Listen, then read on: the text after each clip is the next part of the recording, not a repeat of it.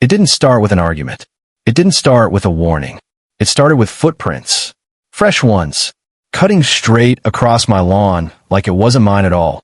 Like the grass I paid for, maintained, and protected was nothing more than a public shortcut for people who didn't want to walk an extra few seconds. At first, I ignored it. Then the grass started dying. And then the HOA stepped in, not to stop it, but to defend it. What they didn't expect was that I wasn't going to argue. I wasn't going to complain. I was going to set a trap so clean, so quiet, and so final that the very person enforcing the rules would never forget the lesson. Because when entitlement disguises itself as authority, the consequences don't come loud. They come permanent. The neighborhood was the kind people brag about. Manicured lawns trimmed to identical heights. Sidewalks so clean they looked unused. Mailboxes aligned perfectly, as if crookedness itself was a violation. Everything about the place screamed order, consistency, and control. That was exactly why I moved there.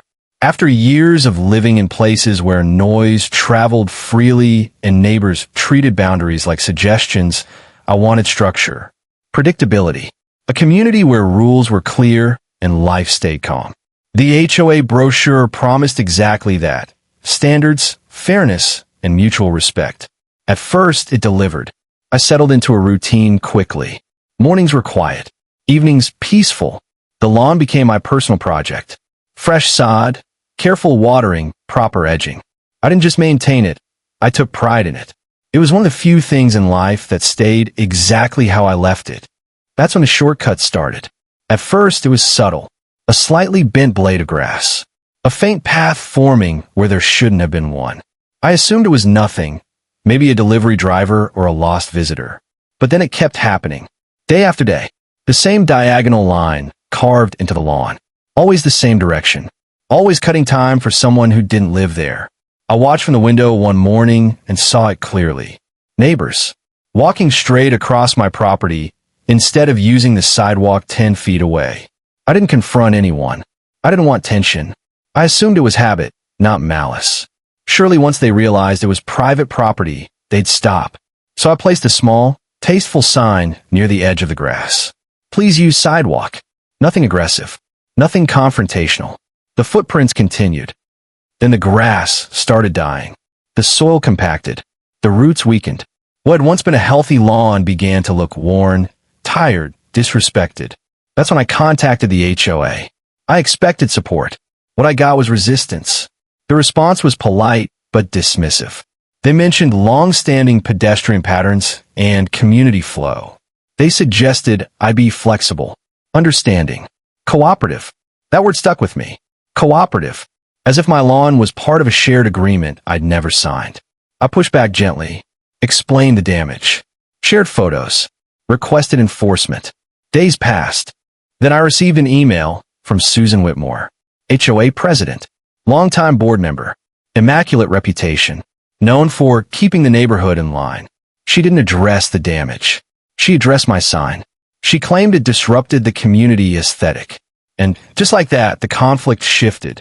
The next few weeks felt surreal. The HOA sent notices, not about trespassing, but about my lawn presentation, my sign size, my placement, my tone. Meanwhile, the foot traffic increased. People walked faster now, more confidently, as if the lack of enforcement had validated them. I removed the sign. The damage worsened. I documented everything. Photos, dates, times, patterns. I sent another formal request to the HOA. Susan replied quickly this time. She stated that the HOA could not restrict reasonable pedestrian use of open lawn areas that contributed to community access. Open lawn areas. That phrase didn't exist anywhere in the bylaws. I checked. Carefully. The documents were clear. My property was mine. No easements. No shared access. No exceptions. I pointed this out. Susan didn't respond. Instead, the HOA issued a notice claiming my lawn was deteriorating and required remediation. They fined me for damage caused by people they refused to stop. That's when I understood. This wasn't about grass. It was about authority. If they admitted they were wrong, they'd have to enforce boundaries. And enforcing boundaries would upset people who liked convenience. So they chose the easier path. Pressure me instead. I appealed the fine. They denied it. More fines followed. Landscaping compliance. Maintenance warnings. Vague violations that all pointed back to one thing: the worn path across my lawn. The HOA wasn't protecting the community. They were protecting the shortcut. That's when I stopped reacting emotionally and started planning. I didn't confront Susan. I didn't escalate publicly. I let everything continue. I allowed the path to deepen, the damage to worsen, the violations to stack, and I documented all of it. Then I installed something new. Not a fence, not a sign, a surprise. One morning, after another denial notice arrived, I made a change so subtle no one noticed it first. It didn't block the path. It didn't warn anyone. It simply transformed the area they relied on. By the end of the week, the HOA couldn't ignore it anymore. Complaints flooded in. People were upset, angry, embarrassed. Susan called an emergency meeting. She arrived confident, clipboard in hand, authority ready, until the documentation hit the table. Photos, bylaws, correspondence, fine histories, foot traffic analysis, landscaping standards violated not by me, but by their refusal to enforce boundaries. The room went quiet. Susan tried reframing it as a misunderstanding, then as a community necessity, then as shared responsibility. None of it worked, because the truth was undeniable. They had allowed repeated trespass, penalized the homeowner, enforced convenience over property rights. And now, the consequences were unavoidable. The board didn't vote. They didn't need to. The shortcut was shut down immediately. Fines were suspended. Policies were under review. Susan's authority evaporated in real time. Not with yelling, with exposure. The resolution didn't arrive with an announcement. It arrived quietly. The fines disappeared from my account. The notices stopped. The HOA emails went silent. Contractors repaired the lawn properly this time. Guided walkways, reinforced soil, clear borders. Everything I'd suggested months earlier was suddenly implemented without resistance. The shortcut was gone. Permanently. Board meetings changed tone. Residents asked questions. Enforcement slowed. Susan spoke less. Months later, she resigned. Personal reasons. The neighborhood didn't fall apart. It improved. Rules became clearer. Authority more cautious.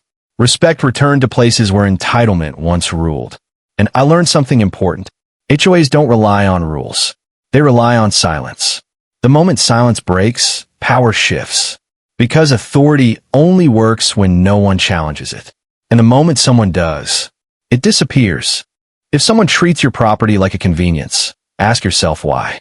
If an HOA defends habit over ownership, ask who benefits. Because when entitlement mistakes itself for authority, the correction isn't loud. It's lasting. And once the balance of power shifts, it never goes back.